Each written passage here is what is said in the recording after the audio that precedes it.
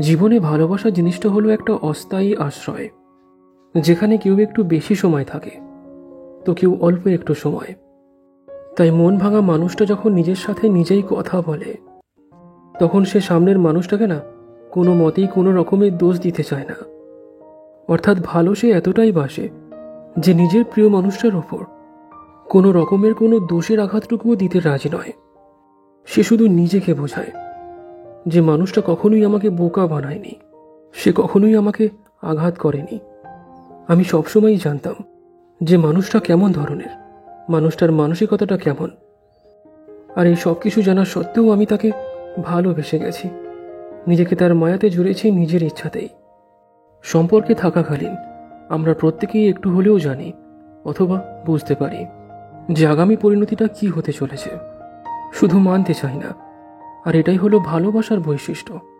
কাউকে ভালোবাসার এই কঠিন মায়া প্রতিটা নিয়ত আমাদের আশায় ডুবিয়ে রাখে যে একদিন সব কিছু, হ্যাঁ সব কিছুই ঠিক হয়ে যাবে।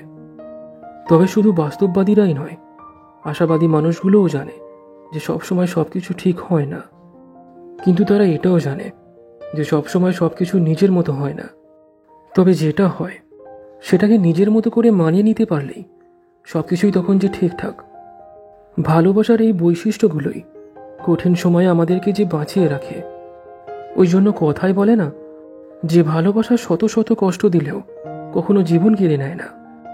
কিন্তু মানুষ এই ভালোবাসাকে বদনাম করেছে নিজেকে শেষ করে দিয়ে। তারা জীবনটাকে বোঝে না যে নিজে শেষ হয়ে গেলে যে আর কিছু নেই, কোথাও কিছু নেই। তাই যদি কেউ ছেড়ে যায় তো নিজেকে তখন শেষ না করে এমনভাবে বাঁচিয়ে রাখা দরকার যাতে করে ছেড়ে যাওয়া মানুষটা একদিন আফসোস করতে যেন বাধ্য হয়। একটা কথা মনে রাখবে, যে ভালোবাসে, হ্যাঁ সত্যি যে ভালোবাসে, সে ভালোবাসার কারণ ঠিক খুঁজে পায়, যতই তার পছন্দের মানুষটা জীবনে থাকুক আর না থাকুক। তাই ভালোবাসা তো অস্থায়ী, কিন্তু ভালোবাসার রহস্যটা অনেক গভীর।